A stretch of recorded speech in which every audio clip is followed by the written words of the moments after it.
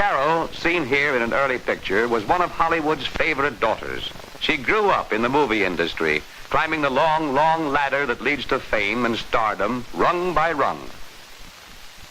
As Jane Peters, she started in Mack Sennett comedies before the screen had found a voice. As Carole Lombard, she fought her way to featured roles, and finally, in the years immediately preceding her tragic death, to the very pinnacle of success.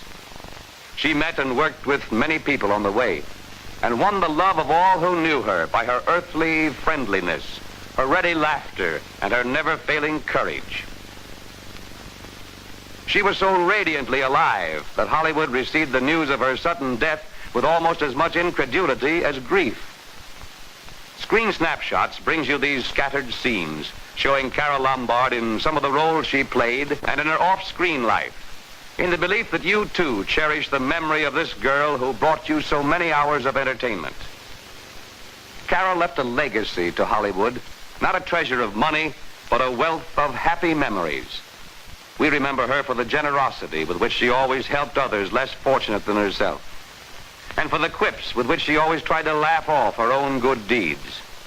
We remember her for her practical jokes and for the wholehearted laugh that invited the entire world to share her fun.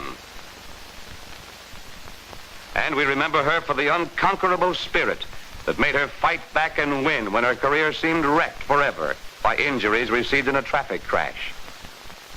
We remember the brilliant madcap who in 1931 married William Powell, and with her flair for witticisms made herself the toast of Hollywood's most famous wits.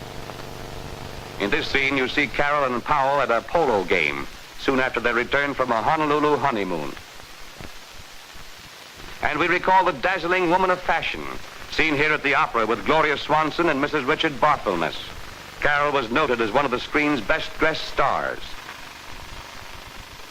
just as she was for the informality that made her scoff at Hollywood conventions. No personality ever had more sparkling facets or a greater talent for friendship.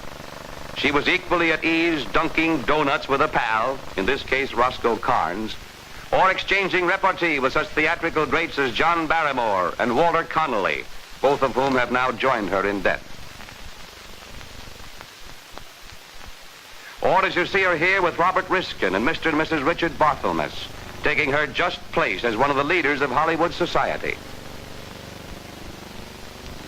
In 1939, culminating a romance that movie fans everywhere had watched with absorbing interest, Carole Lombard became Mrs. Clark Gable, and Hollywood discovered still another facet of her remarkable character.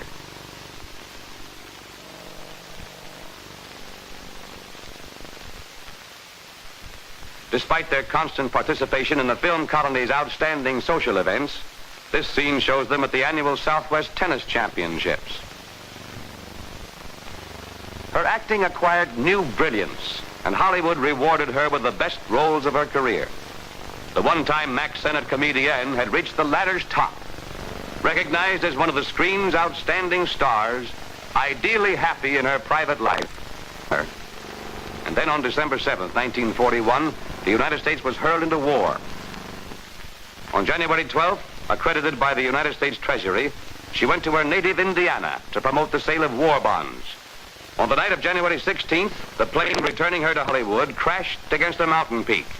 And Carole, as much a soldier as any one of the 15 uniformed men who died with her, gave her life in the service of her country. She has not been forgotten and shall not be. On the second anniversary of her death, Screen Snapshots attended the launching of a ship in one of California's great shipyards. On the bow of that ship was the name Carole Lombard. And in the huge audience that watched the ceremonies attending its launching were people from every walk and station of life. An audience as variegated as the one which had loved the girl who was there being honored. An all-American crowd gathered to honor an all-American star. With Clark Gable, now a captain in the Army Air Forces, is Madeline Fields Lang, for many years Carole's secretary and constant companion, and Irene Dunn, who, as one of Carole's best friends, sponsored the ship's launching. Human being has individuality. You see it christened, and and then it sails away to the far ends of the earth to live a life of service and utility. And its name will be spoken in hundreds of far-flung ports.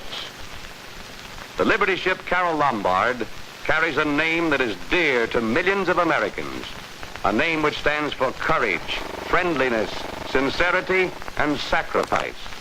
May it bear the name proudly, for it was the name of a very gallant lady.